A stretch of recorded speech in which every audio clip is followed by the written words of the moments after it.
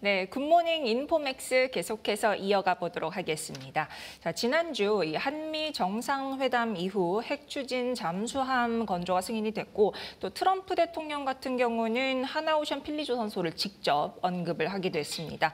앞서 저희가 계속해서 말씀드렸듯이 엔비디아 젠슨 황 CEO의 방한에 대해서 방한 따라서 이 AI 관련주들 기대감도 높아진 데다가 코스피는 사상 최고치를 경신을 하고 있는데요. 자, 11월 국내 투자 전략 어떻게 세워야 하는지 오늘 이지스탁 이지은 대표 모시고 함께 얘기 나눠보도록 하겠습니다. 대표님 안녕하세요. 안녕하세요. 네, 반갑습니다. 자, 지난주 에이펙 정상회의, 한미 정상회담, 미국 연준의 금리 인하에다가 대형주 실적 발표까지 그야말로 굵직굵직한 이벤트들이 있었던 슈퍼위크가 좀 마무리가 됐는데 이 중에서 어떤 이벤트가 우리 증시에 좀 가장 큰 영향을 끼쳤다고 볼 수 있을까요? 일단 가장 중요했던 거는 이제 굵직한 외교 이벤트에서 한미 관세 협상이 타결이 되었다라는 부분이 가장 크게 좀 영향력을 끼쳤고요. 네. 또 종목들 안에서도 그동안 주가를 굉장히 좀 짓눌림을 받았던 종목들, 예를 들어서 현대차라든지 자동차 관련주들의 시세가 좀 눈에 띄는 모습들이 나와줬고 또 실적 발표를 통해서 AI 시장의 확장 국면이라는 부분들을 다시 한번 좀 확인을 할 수가 있었는데 네. 캐펙스 투자라든지 이런 기업들이 이제 단순히 우리가 처음에 AI 거품 관련된 이야기가 나올 때마다 그 의견들을 불식시켜줬던 게 그 기업들은 돈을 벌고 있다. 그리고 가지고 있는 현금을 통해서 투자를 하고 있다라는 부분들을 계속해서 좀 하나의 근거로 제시해 왔는데 이번 실적 발표 때도 그 부분을 다시 한번 증명해내는 모습들을 보여줬고요. 네. 그래서 빅테크 기업들의 실적 발표 그리고 한미 관세 협상의 타결 이 부분 가장 중요했고 또 우리 증시가 끝나긴 했지만 한중 관계 개선에 대해서 물꼬를 텄다라는 이런 평가를 받는 지금 중국과의 또 외교 회담이 있었습니다. 이 가운데 우리가 한한령 해제라든지 이런 부분들 기대할 수 있는 이야기들도 나와서 지금 전반적으로 대체적으로 좀 성공적인 슈퍼위크를 지나가지 않았나라고 생각을 하고 있고요. 네. 그래서 증시도 대형주 쏠림이 여전히 좀 존재하기는 하지만 코스피 중심으로 그래도 좀 좋은 모습이 지속적으로 이어졌고 대체적으로는 잘 넘긴 슈퍼위크가 아니었나라고 생각을 하고 있습니다. 네, 대체적으로 잘 넘긴 슈퍼위크였던 것 같습니다. 자, 사실 우리 증시 같은 경우는 이 또 AI 동맹에 힘입어서 또 4일 연속 상승세 이어가는 모습을 보였습니다. 특히나 이 치맥 회동, 엔비디아의 젠슨 황 대표 그리고 이재용 삼성전자 회장, 정의선 현대차그룹 회장의 이 치맥 회동이 또 좀 굉장한 효과를 가져왔는데요. 특히나 이에 따라서 삼성전자 그리고 현대차 주가 상승세가 좀 도드라진 모습 보였습니다. 사실 이에 따라서 이 삼성전자의 매도 타이밍에 대해서 또 개인 투자자들의 어떻게 보면 좀 질문이 이어질 것 같기도 한데 삼성전자의 주가 흐름 어떻게 보시나요?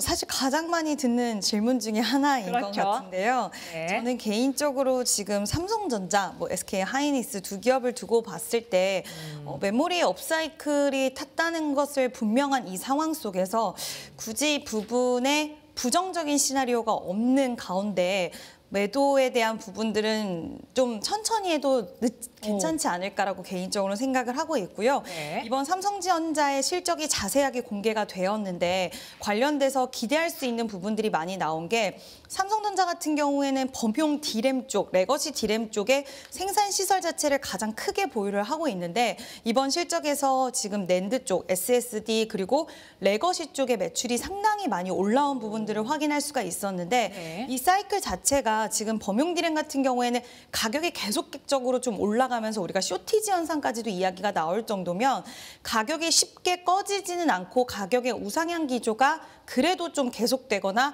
밀려봤자 그렇게 크게 밀리진 않을 거라는 부분은 결국 범용 D램, 레거시 쪽의 기대 심리를 계속 가져갈 수 있다는 부분을 보여주는 거고요. 네. SK 하이닉스와 지금 D램 시장의 격차율이 2분기 때는 한 4% 정도 벌어져 있었는데 이번에는 1%까지 확 줄이면서 네. 오히려 다음 실적을 더 기대하게 만들어줬고 이번에 엔비디아 CEO 만났을 때 정말 좋은 이야기들 많이 나왔습니다. 네. 파운드리까지 이야기가 나왔는데 HBM 그리고 DDR7, GDDR 그리고 소캠2 이런 부분들에 대해서 협력 이야기 나왔고요. 파운드리까지도 협력 이야기가 나왔고 시장이 가장 기다렸던 이야기인 HBM3E에 대해서 모든 고객사의 출고하고 있다라는 이야기를 하면서 네. 엔비디아도 지금 납품을 좀 시사하는 발언이 나왔고 그렇죠. HBM4 같은 경우에는 샘플을 출하했다라는 이야기를 또 통해서 시장이 충족시켜주는 이야기들의 시나리오가 저는 잘 구축돼서 앞으로 나아가고 있다라고 생각이 들기 때문에 최근 삼성전자, SK하이닉스 보시는 분들 아시겠지만 조정이 나와도 금세 다시 주가가 되살아나요. 그 얘기는 대기 매수세도 많다라는 부분과 그리고 외국인과 기관과 개인의 투자자들이 계속해서 돌면서 수급적으로 받쳐주고 있다라는 부분으로 해석을 할 수 있기 때문에 급하게 매도를 하실 필요는 없다. 많이 올라왔다는 이유만으로 뭔가 큰 악재가 발생하기 전에 우리가 물론 주식은 좀 미리 수익 날 때 우리가 챙기면서 그렇죠. 봐야 된다는 이야기도 있긴 하지만 네. 비중이 큰 분들은 부담스러우시기 때문에 한 번에 그 비중을 다 끌고 가긴 힘들다고 하더라도 어느 정도 내가 비중에 대한 부담감이 없다라고 한다면 지금은 굳이 급하게 매도할 이유는 없을 것 같다. 그래서 저는 긍정적으로 보고 있고요. 뭐 지금 최근에 15만 원, 14만 원까지 목표 주가 나왔는데 13만 원까지는 그래도 좀 볼 수 있지 보셔도 되지 않을까. 않을까. 네, 그래서 저는 긍정적인 의견 드려보도록 하겠습니다. 네, 굳이 부정적인 내러티브에 올라탈 필요는 없다라는 의견 주셨습니다. 자, 계속해서 치맥 회동의 또 다른 어떻게 보면 협업 기대감으로 상승세를 주고 있는 주가죠. 바로 현대차. 좀 살펴봐야 될 것 같은데요. 현대차 주가가 특히 지난주 같은 경우는 약 9% 이상 급등하면서 마무리를 했습니다. 앞서 말씀해 주셨다시피 한미 관세 협상이 또 타결이 됐고 또 특히나 엔비디아의 협력 기대감이 조금 더 더해지면서 결과가 이렇게 나오지 않았나라는 생각이 좀 들고 있는데요.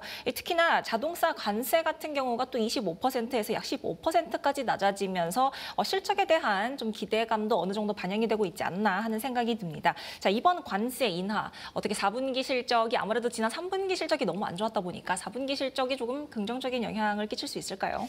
네, 일단 처음에 관세 이야기 나왔을 때 참 말도 많고 탈도 많았습니다. 사실 15%도 낮은 건 아니다. 왜냐면 우린 없었으니까. 그렇지만 네. 이제는 그냥 우리가 이 상황 자체를 받아들이고 본다라고 했을 때는 유럽과 일본과 동등한 부분으로 지금 진행이 관세가 앞으로는 되는 부분이라서 네. 3분기 때도 25% 관세를 적용했을 때 영업이익이 한 2조 5,400억 정도 나왔는데 네. 시장 예상치에는 그래도 부합을 한 모습이었어요. 그래서 4분기 때는 관세가 15%로 다운이 되면 수익성에 대한 개선 효과는 좀 뚜렷하게 나타날 것 같고요. 네. 하이브리드 판매 지금 비중을 굉장히 가파르게 확대를 시키고 있고 실제로 미국에서는 하이브리드카가 판매가 잘 되고 있는데 이렇게 주력해서 잘 나가는 차종의 판매를 확대를 시키고 환율 같은 경우에도 좀 우호적으로 지속된다라고 한다면 4분기부터는 실적이 좀 개선이 많이 되지 않을까라고 보고 있고요. 개인적으로는 현대차가 그동안 증시 랠리에 편승하지 못했어요. 혼자 굉장히 소외된 부분들이 많이 있었는데 맞습니다. 네. 이번에 이 관세로 인해서 우리가 단순히 영업이익과 매출이 좋아지는 부분뿐만 아니라 아마 현대차는 주주환원에 대해서 굉장히 드라이브를 걸 가능성이 더 커졌기 때문에 네. 그 전에도 원래 큰 그림에 대해서는 계속 그려주긴 했지만 시기라든지 이런 것들이 좀 명확하지 못했었는데 관세를 통해서 이제 그런 부분들이 명확한 시계를 좀 제시해 주면서 주가를 또 상승으로 이끌어줄 수 있다라고 생각이 들기 때문에 저는 충분히 관세에 관련돼서는 4분기 때부터 개선세가 나타날 거라고 보고 있습니다. 네, 이렇게 말씀해 주셨다시피 계속해서 증시 랠리에서 조금 제외되었던 현대차가 이번에 좀 엔비디아의 협력 기대감이 얼마나 좀 상승을 할 수 있을지 지켜보면 좋을 것 같은데요. 특히나 지난주 같은 경우에 또 젠슨 황 엔비디아 대표가 이 현대차와의 피지컬, 특히 AI 분야의 협력을 또 강조를 한 바 있습니다. 특히나 또 현대차 같은 경우는 보스턴 다이내믹스를 인수를 해서 로봇 사업을 시작하고 있는 만큼 엔비디아와 현대차와의 협력 가능성이 좀 점점 더 커진다라고 시장은 좀 보고 있는 것 같은데 이 가능성에 대해서는 좀 어떻게 보시나요? 일단 엔비디아 이야기로 따르면 지금 테슬라 같은 경우에 그러니까 테슬라 데이터 센터에 주력 배치된 게 H100인데 이번에 블랙웰을 공급을 받잖아요. 근데 이 토큰 처리 속도로 봤을 때 H100 대비해서 블랙웰이 3-4배 정도 처리 속도가 빠르다 보니까 지금 테슬라 같은 경우에는 H100 중심으로 데이터 센터가 구축이 되어 있는데 만약에 현대차가 블랙웰로 5만 장을 공급을 받으면 이 데이터 처리라든지 이런 속도적인 측면에서 서로 비등비등한 관계까지도 우리가 기대를 할 수 있다라는 이야기가 나오고 있습니다.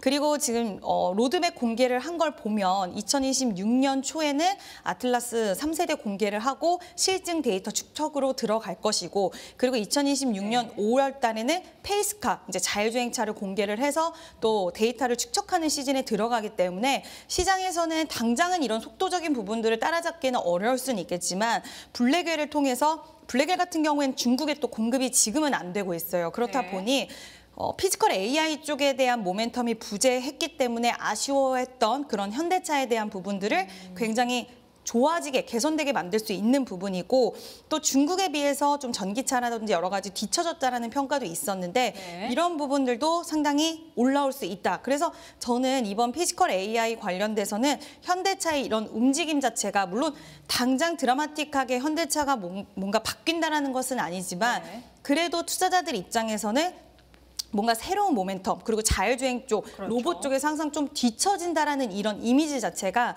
개선될 수 있는 굉장히 좋은 이슈가 나왔다라고 생각을 하고 있습니다. 네, 알겠습니다. 이렇게 해서 저희가 좀 계속해서 엔비디아발 호재를 조금 살펴보고 있는데, 또 지난주 엔비디아의 GPU 공급 업체 중 하나였던 바로 네이버. 네이버 역시 엔비디아발 호재로 5% 가까이 상승하는 모습 보였습니다.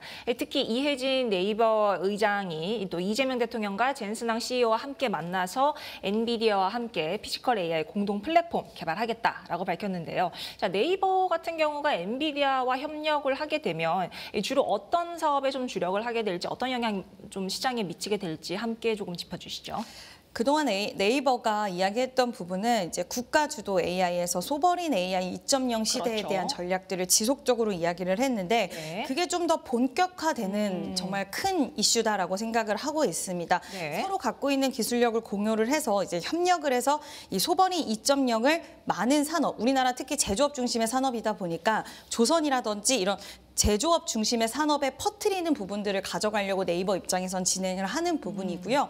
네. 네이버는 이제 디지털 트윈 기술 그리고 로보틱스 기술을 제공을 하고, 그다음에 엔비디아 같은 경우에는 이제 아이작심이라든지 옴니버스 이런 플랫폼을 제공을 해서 이 둘이 만나서 결국에는 시너지를 좀 내는 부분이고요. 네. 이제 어떻게 진행이 되냐면 산업 현장에서 AI로 기술을 구현하는 것을 이제 보고 여러 가지 시뮬레이션을 돌리면서 우리 제조업 산업에 좀 더 이제 AI가 알아서 판단을 하면서 쉽게 안전성과 효율성과 이런 부분들을 끌어올리고자 하는 게 그들이 갖고 있는 목표고요. 결국 네.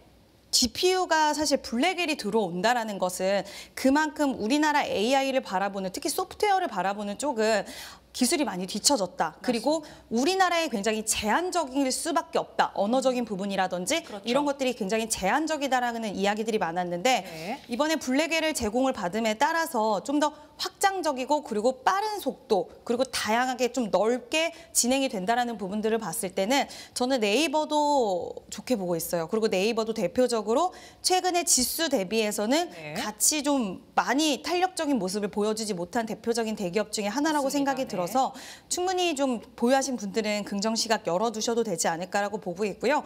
시간이 단기적으로 걸릴 이슈는 아니긴 하지만 장기적인 성장 동력을 가져갈 수 있는 것 플러스 거기에 지금 최근 네이버의 실적과 이런 부분들을 보면 정말 많은 기업들과 협업을 하는 모습들을 보여줬어요. 네. 그만큼 강력한 한 방이 부족했다라고도 평가할 수 있을 것 같은데 이번 이를 통해서 강력한 한 방이 좀 생겨졌고 투자자들로 하여금 기대 심리를 가져갈 수 있는 이슈라고 생각이 들어서 저는 네이버 좀 긍정적으로 생각을 하고 있습니다. 네, 어떻게 보면 좀 증시 랠리에서 계속해서 제외가 됐던 종목들이 지난주 엔비디아발 호재로 좋은 모습 보여주고 있어서 앞으로도 이런 모습이 좀 기대가 되는 것 같습니다. 사실 저희가 이제 이 증시 랠리에 대한 얘기를 하면 사실 국내 코스피 증시 같은 경우는 특히나 이 반도체 훈풍에 힘입어서 좀 좋은 모습을 계속해서 보여주고 있는데 특히나 두 반도체 대형주죠. 바로 삼성전자 그리고 SK 하이닉스에 대해서 좀 재밌는 이 수치가 나오는 게 뭐냐면 이 외국인 그리고 국내 투자자들의 이 투자 성향이 이 두 종목에 대해서 조금 엇갈리는 모습을 좀 보이고 있어서 이 부분에 대해서 얘기를 좀 해보면 좋을 것 같은데 이 특히나 이 개인 투자자 같은 경우는 지난 한 달을 살펴보면 가장 많이 순매수했던 종목이 SK 하이닉스였던 반면 외국인 같은 경우는 바로 삼성전자를 가장 많이 순매수를 했습니다. 자, 이렇게 개인 투자자와 외국인의 투자 성향이 좀 갈린 이유를 어떻게 좀 살펴보면 좋을까요? 일단 삼성전자 하면 그동안 굉장히 힘든 구간을 걸어오셨던 분들이 그렇죠. 많아요. 네. 그래서 삼성전자에 대한 이미지라던가 그런 부분들로 그리고 힘들었던 그 시기에 SK 하이닉스가 날아가는 모습을 많이 봤던 투자자분들이 많이 계실 맞습니다. 거예요. 네. 근데 지금 메모리 업사이클을 탄 이 상황에서 삼성전자에 그동안 투자를 해서 힘든 구간을 겪으셨던 분들은 아마 이런 심리가 있으실 것 같아요. 나 그동안 너무 힘들었어. 빨리 맞습니다. 탈출할 수 있을 때 탈출하고 싶어. 네. 그리고 만약에 내가 반도체에 투자한다면 좀 더 탄력적인 모습들이 항상 나왔던 SK 하이닉스를 타자라는 생각을 많이 하셨을 것 같아요. 맞습니다. 네. 그래서 그런 현상들이 좀 두드러졌던 것 같고 외국인 같은 경우에는 SK 하이닉스의 매수가가 워낙 좋다 보니까 네. 이제는 차익 실현을 하고 어느 정도 차익 실현하고 삼성전자를 지금 우리 개인 투자자분들은 그동안 고생했던 시기 때문에 이미지적인 부분들도 무시 못할 거라고 생각을 하는데 네. 지금 삼성전자가 저는 굉장히 우호적인 이야기들이 오히려 삼성전자도 상당히 많이 있다라고 생각이 들어서 개인 투자자들은 빨리 탈출해서 그동안 이미지가 좋고 좀 더 탄력적인 SK 하이닉스로 가신 것 같고요. 또 네. HBM에 대한 시장 기대감이 크시다 보니까 그리고 외국인들 같은 경우 이 사이클을 탔을 때 범용 디램, 레거시 쪽으로의 사실 수익성이 가장 좋아질 수 있는 것은 삼성전자이기 때문에 네. 이 사이클 자체로 봤을 때 그리고 SK 하이닉스 대비해서 그동안 꽤 못 올라갔던 그 기간들이 너무 길었기 때문에 외국인들은 SK 하이닉스는 수익을 챙기고 워낙 아래서 샀으니까 수익을 챙기고 삼성전자 쪽으로 좀 이동을 한 것이 아닌가라는 생각이 듭니다. 네, 알겠습니다. 자, 이렇게 해서 저희가 좀 지난주 있었던 이야기들을 바탕으로 해서 계속해서 종목에 대한 이야기를 좀 이어나가고 있는데요. 자, 저희가 그러면 또 지난주 한미 정상회담에 대한 이야기를 좀 안 할 수가 없을 것 같습니다. 특히 나왔던 가장 큰 이슈 중에 하나는 한국의 핵 추진 잠수함 건조가 승인이 됐다라는 뉴스가 또 가장 크게 보도가 되었었는데요. 특히나 트럼프 대통령 같은 경우는 이 잠수함을 건조할 곳으로 콕 집어서 하나오션의 필리 조선소를 바로 언급을 하기도 했습니다. 자, 이렇게 좀 살펴봤을 때 이 하나오션을 포함한 좀 조선주들의 전체적인 전망도 저희가 여기서 좀 함께 살펴보면 좋을 것 같은데요. 자, 대표님, 하나오션을 포함한 조선주 전망 어떻게 살펴보면 좋을까요?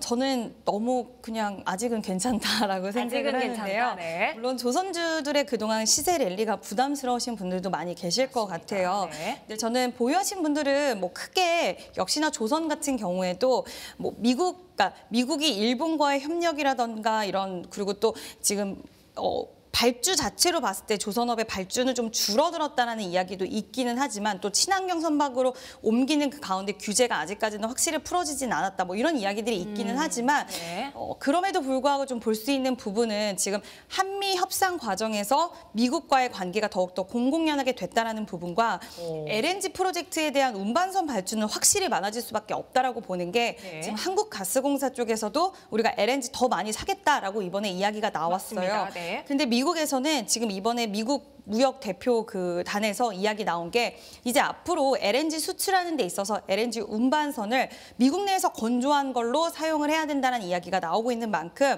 근데 그렇게 따지면 미국 같은 경우에는 지금 LNG 운반선을 건조할 수 있는 능력 자체가 지금은 좀 약하고 미국 네. 자체적으로 그러다 보면 지금 필리조선소라든지 한국 기업들이 미국에 이미 가 있잖아요. 그래서 거기서 건조를 할 수 있는 가능성, 수주가 많이 열릴 수 있는 가능성들이 있다 보니 우리나라가 지금 LNG 운반선 확대에 대해서 미국과의 수혜를 받을 수 있는 구조를 갖고 있는 것과 네.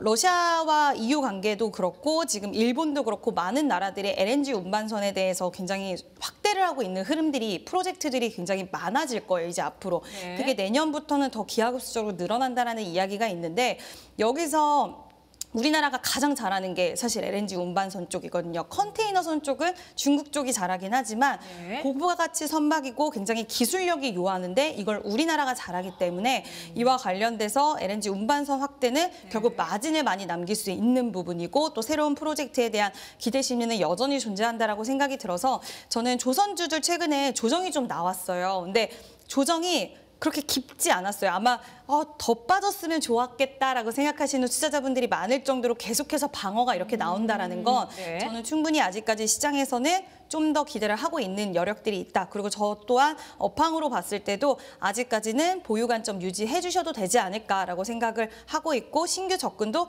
좀 밀린다라고 한다면 우리가 한번 담아볼 수도 있지 않을까라고 생각을 합니다. 네, 알겠습니다. 생각보다 좀 탄탄한 좀 시각으로 보시면 좋을 것 같고 저희가 사실 LNG 얘기가 나온 김에 조금 더 포괄적으로 에너지 얘기를 조금 해보면 좋을 것 같은데 특히나 AI 혁명이 촉발한 세계적인 전력 수요 확대에 대한 얘기를 조금만 해보고 넘어가면 좋지 않을까 합니다. 원자력 산업이 조금 주목을 받고 있는데요. 특히 마스카에 이어서 마누가라고 하죠. 미국 원전을 다시 위대하게라는 이 마누가 프로젝트에 대한 기대감이 또 원전에 대해서도 상당한 기대감을 좀 싣고 있는 모습이 시장에서 보이는 것 같습니다. 자, 그렇다면 원전 관련주에서 좀 전망을 살펴보면 어떨까 하는 생각이 드는데 원전 관련주 어떻게 보실까요?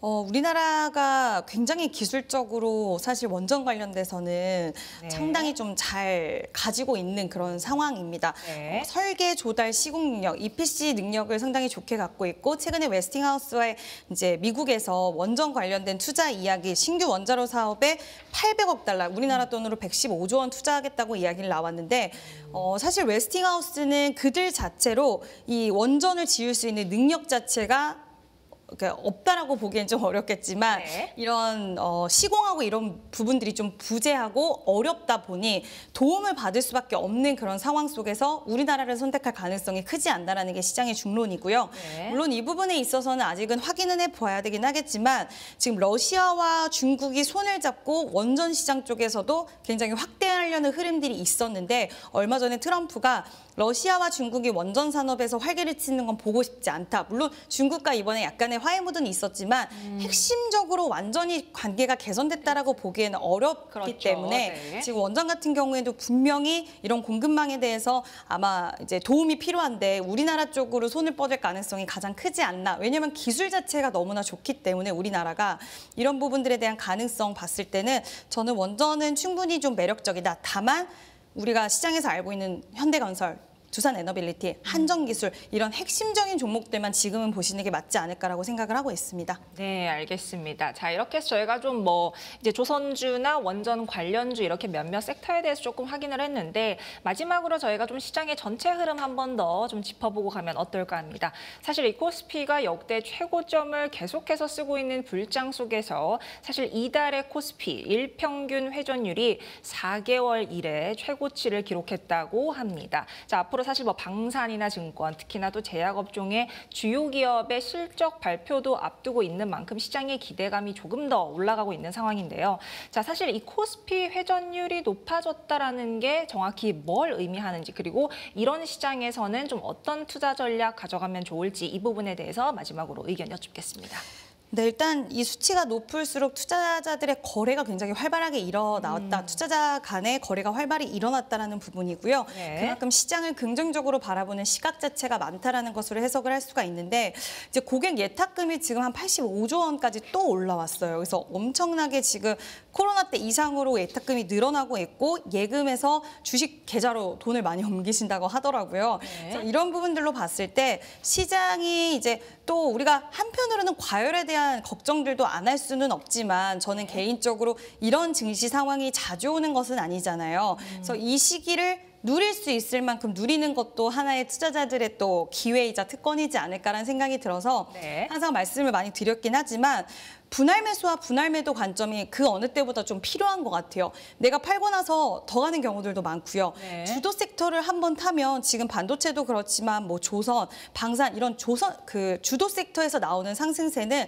쉽게 꺾이지 않는 장세이다 보니 네. 한 번에 다 물량을 던지시기에는 저는 좀 아쉽다. 어느 정도 너무 욕심을 부리지 말자라는 부분도 있기는 하지만 그럼에도 불구하고 지금 시기가 시기인 만큼 분할 매도를 통해서 우리가 수익도 챙기면서 대신에 조금 더 수익 극대화를 할 수 있는 시기적인 부분들을 한번 누려보셔도 좋을 것 같고요. 매수 자체도 말 그대로 시장이 가파르게 올라온 부분들이 있기 때문에 내가 긍정적으로 보는 섹터에 있어서는 추가적인 비중을 더 태울 수 있는 자신감이 있기 때문에 사실 들어간 거잖아요. 그렇죠. 그렇기 때문에 내가 이거를 이거를 한 번에 다 산다라는 관점보다는 어차피 사이클 자체를 긍정적으로 보고 이 기업을 긍정적으로 보신다면 추가 매수를 염두할 정도로 좋은 시각으로 보시는 거기 때문에 1차적인 매수 뭐 한 3차까지 해서 분할 매수 관점으로 좀 밀릴 수 있다는 것을 감안하고 매수 자체도 좀 분할로 매수를 하시면 지금 시장에서 크게 소외도 되지 않고 그렇다고 해서 너무 위험한 플레이를 안 하게 될 수 있다라고 생각을 하기 때문에 네. 뭐 지금 코스닥이 약하잖아요. 그래서 저는 지금 코스닥이 올라오기를 기다리고 있는데 아마 코스닥이 올라오면 기회가 훨씬 많아지실 것 같아요. 개인 투자자분들은. 근데 일단 대형주 중심의 상승세 지금 아직까지는 그렇기 때문에 네. 그럴 때일수록 분할 매수와 분할 매도 더욱더 중요하다는 이야기 드려보고 싶습니다. 네, 이렇게 해서 11월 국내 증시 투자 전략 이지스탁의 이지은 대표와 함께했습니다. 대표님 오늘 말씀 감사합니다.